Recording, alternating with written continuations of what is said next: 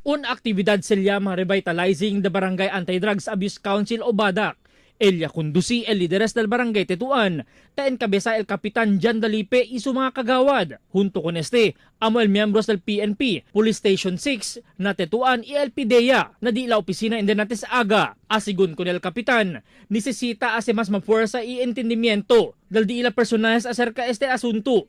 Acerca el bien seryoso problema de droga na sosyedad este tiempo y hindi debe mas necesita espera pa que mas queda mas afectado el di la barangay na droga. Mas mucho dali kita el information na police aquí kita man el person of defense kita mas cerca na gente dali kita information and otro pa mga concern no pwede namin kita man seminars ko ng mga jóvenes na mga eskwela kay numagayot andan na mga na droga. Un presentasyon niya presenta el personajes del Philippine Drug Enforcement Agency in Dantes Aga na di la conference room.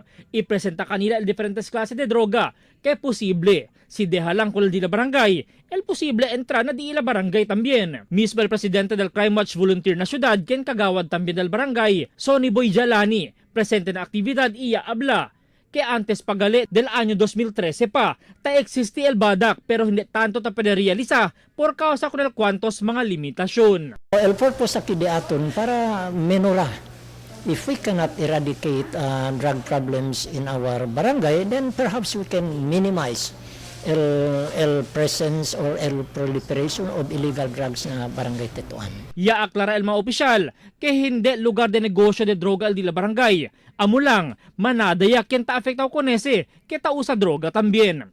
Other drugs like marijuana, but not so much epidemic as mentioned earlier, akil about ba din mga fly high, mga pills, akil usalya na moa.